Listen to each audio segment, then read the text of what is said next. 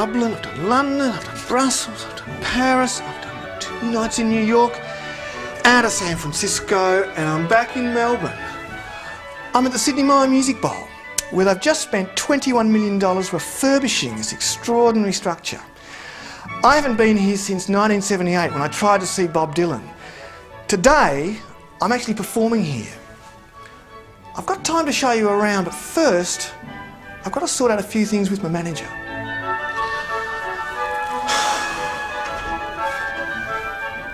Graham, great.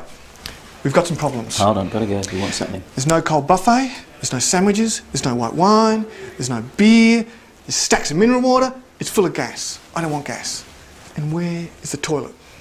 Steve, it's just over there. Really?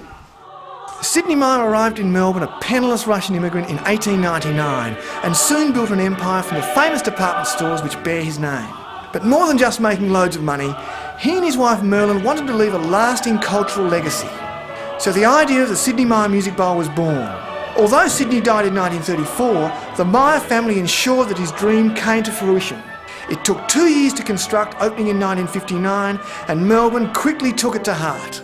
It was the place to see carols by candlelight, orchestral concerts and performers as varied as Billy Graham, The Seekers, Bob Dylan, ABBA and AC/DC. There's one thing that we entertainers dread more than anything else, apart from not being paid, and that's dying on stage. While on this stage many performers have done just that, it wasn't as career-ending as it was for the poor bastard in the early 60s who was actually shot on this stage. I mean, shot to death on this stage. Graham, can we just have a chat about tonight? The refurbishment, overseen by architect Greg Burgess, is not quite finished. But I want to tell you what makes the Music Bowl truly remarkable, virtually unique in the world. It's what's called the tensile structure, which means everything's held up by a simple system of cross-cabling. There are over 600 panels supported by a network of steel cables, all held up by tension. The main cable is stretched over 2 20-metre high cigar-shaped poles, and from the main cable, secondary cables pull back 60 metres to the rear of the structure, anchored in concrete. Steve, what are you doing? Oh, Graham, look, I'm not doing anything, I'm just checking the tension here. Give it to me. Get down to the dressing room. The man's a bloody idiot. Completing the cobweb effect are cross cables individually anchored that stop the structure moving from side to side.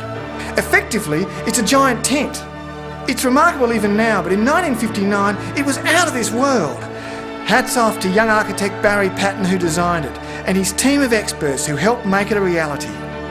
When you talk about the design of the Sidney Myer Music Bowl, you've got to talk about the acoustics. So now, with no amplification, I am demonstrating the amazing sound qualities of this auditorium. A few impressive facts. This canopy above me covers an entire acre. It's 40 metres wide, 20 metres high at its highest point.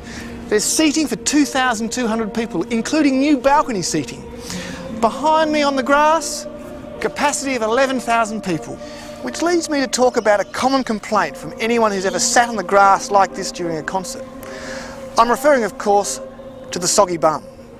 But the people at the bowl have come up with a solution. A specialised soil and grass mixture which drains rapidly and will forever solve the problem of the wet arse. But if it rains and you're out here, you're going to get soaked, no matter what. Until a refurbishment, backstage areas like this did not exist.